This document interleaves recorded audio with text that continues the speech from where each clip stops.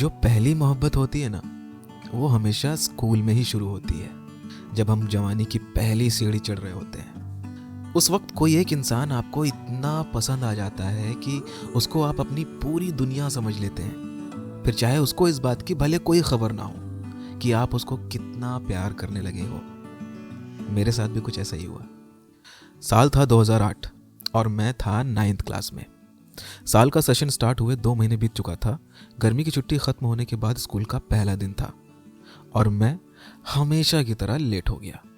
क्यों? क्योंकि ना बैग पैक था, ना साइकिल में हवा थी, ना टाई मिल रही थी, ना सॉक्स।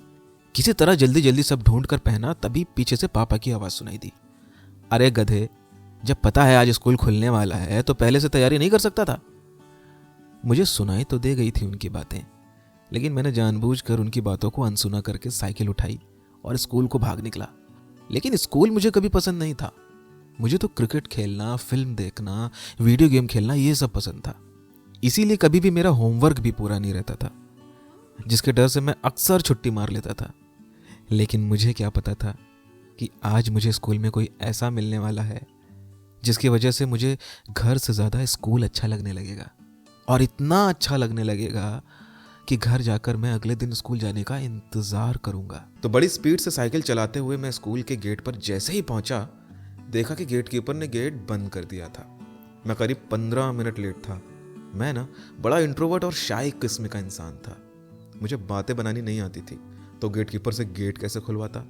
फिर सोचा घर वापस गया तो गब्बर सिंह मिल जाएंगे। मैं पापा को गब्बर सिंह कहता था। क्या करूं, वो थे ही इतने स्ट्रिक्ट। अगर उनको पता लगता कि मैं लेट होने की वजह से स्कूल से घर वापस आ गया हूं तो मेरी खैर नहीं थी। मैंने सोचा पापा का गब्बर रूप देखने से ज़्यादा आसान है गेट कीपर से थोड़ी मिन्नत कर लेता हूँ, शायद काम बन जाए। तो मैं गेट कीपर के पास जैसे ही पहुंचा वो समझ गया कि मैं उसके पास रिक्वेस्ट करने आ रहा हूँ कि भाई गेट खोल दो। पर वो भी मेरे जैसे लड़कों को रोज़ डील करता था। उसने दूर से हाथ दिखा दिया, घर वापस जाओ, अब तो गेट नहीं खुलने वाला। अब मेरे पास घर लौटने के अलावा कोई रास्ता नहीं बचा था।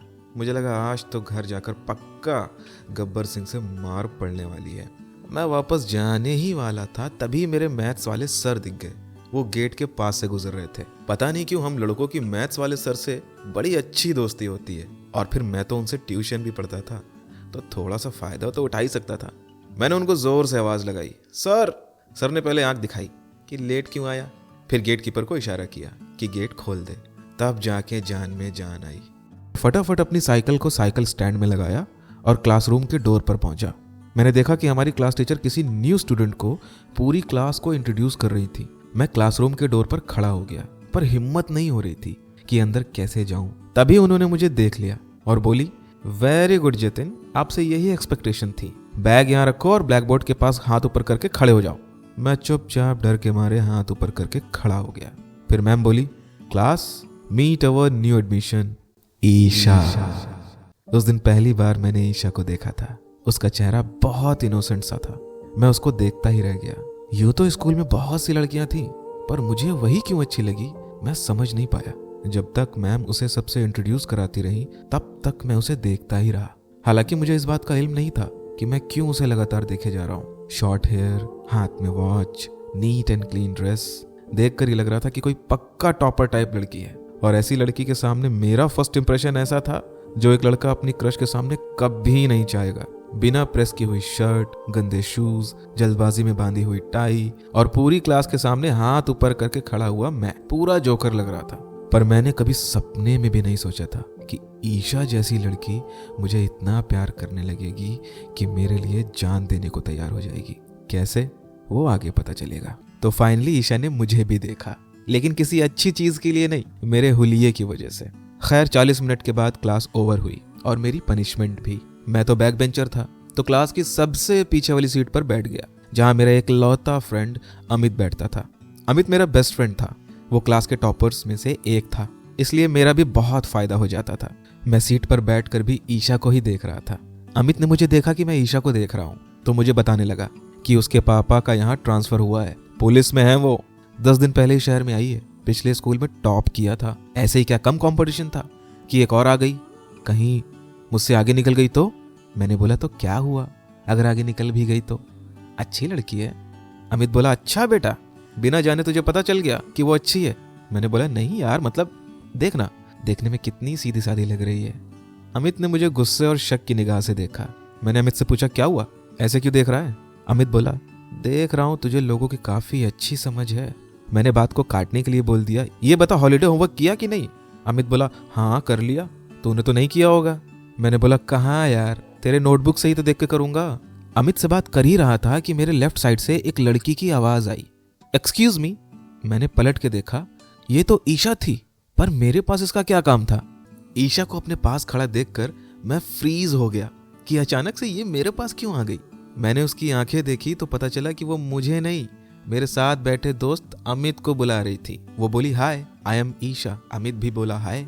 ईशा बोली वो एक्चुअली क्लास टीचर ने बोला था कि आपने लेट एडमिशन लिया है तो आपको सिलेबस कवर करना पड़ेगा, उसके लिए अमित के पास चली जाना, वो हेल्प कर देगा। अमित बोला हाँ श्योर। ईशा मेरे लेफ्ट साइड में खड़ी थी और अमित मेरे राइट साइड में बैठा था और मैं उन दोनों के बीच में बैठकर उन दोनों का मुंह ताक रहा था। अंदर से बड़ी जेलिसी हुई बाय गॉड। पहली बार ऐसा लगा कि मुझे भी ठीक से पढ़ लेना चाहिए था। काश इसी बहाने ईशा से बात तो कर पाता। कसम से अमित पर भी बहुत गुस्सा आ रहा था। कमीना थोड़ी देर पहले ही बोल रहा था कि ईशा मेरी कंपटीशन है, मुझसे आगे निकल जाएगी तो, और अब देखो एक बार में ही हेल्प करने को भी मान गया। अमित ईशा से बोला तुम्हें जिस भी सब्जेक्ट्स के नोट चाहिए मुझे बता देना, मैं दे दूंगा। ईशा ओके बोलकर वापस अपनी सीट पर चली गई और मैं जल बिन मछली की तरह ईशा से बात किए बिना तड़प कर रह गया।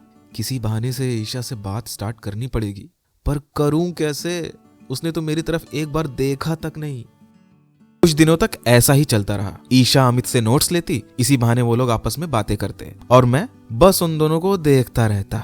ना तो मैं अमित से कुछ कह पाता और ना ही ईशा से। ईशा तो वैसे भी मुझे नोटिस तक नहीं करती थी, जबकि हर वक्त मैं अमित के साथ रहता था। जैसे जैसे दिन बीतते जा रहे थे वैसे वैसे अमित और ईशा की फ्रेंडशिप बढ़ती चली जा रही थी और जलन के मारे मेरा खून सूखता जा रहा था। हालत ऐसी हो गई कि चाहे आंधी हो, तूफान हो, बारिश हो, मैं हर हाल में स्कूल जरूर पहुंचता था ताकि मैं देख सकूं कि ईशा अमित के बीच क्या क्या बातें होती हैं। जिस दिन वो एब्सेंट रहती उस दिन स्कूल में मन ही नहीं लगता था, लेकिन कहीं ना कहीं दिल में थोड़ी तसल्ली भी रहती थी कि कम से कम आज अमित और ईशा एक दूसरे से नहीं मिलेंगे। और फिर एक दिन मेरी किस्मत चमकी।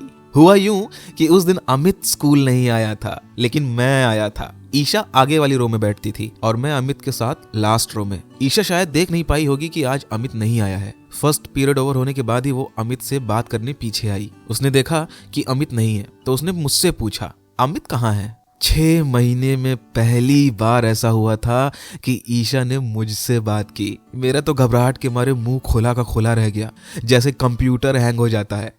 मैं तो ईशा को देखते ही हैंग हो गया था। ईशा ने फिर से आंखें बड़ी करके मुझसे पूछा हेलो अमित कहाँ है, आज नहीं आया क्या? मैं नर्वस था बट किसी तरह कॉन्फिडेंट दिखने की कोशिश करते हुए बोला नहीं वो आज तो नहीं आया, वो कुछ काम था। ईशा बोली नहीं कुछ खास नहीं। इतना कह के वो जाने लगी। मैं मन में बार बार कह रहा था कि रुक जाओ ना, कुछ देर और बात कर लो। तभी ईशा वापस आई और बोली एक्चुअली मुझे अमित से पूछना था कि वो मैथ्स ट्यूशन के लिए कहाँ जाता है। मैंने मन में सोचा कि ईशा को अपने मैथ्स वाले सर के बारे में बता देता हूँ, क्या पता वहाँ भी ईशा ज्वाइन कर ले। और कमाल की बात तो ये थी कि वहाँ अमित भी नहीं जाता था, वो तो कहीं और किसी और सर से पढ़ता था। इसका मतलब ये था कि वहाँ ईशा से सिर्फ मैं बात करूंगा, अमित नहीं। मैंने ईशा को बोला तुमको ट्यूशन पढ़ना है तो अपने नीतीश सर से क्यों नहीं पढ़ती, बहुत अच्छा पढ़ाते हैं। अरे मैं भी उन्हीं से पढ़ता हूँ। ईशा थोड़ी देर रुक कर बोली और अमित कहाँ पढ़ता है? मैंने सोचा अगर बता दिया कि अमित कहाँ पढ़ता है तो ये पक्का वहीं जाके पढ़ेगी।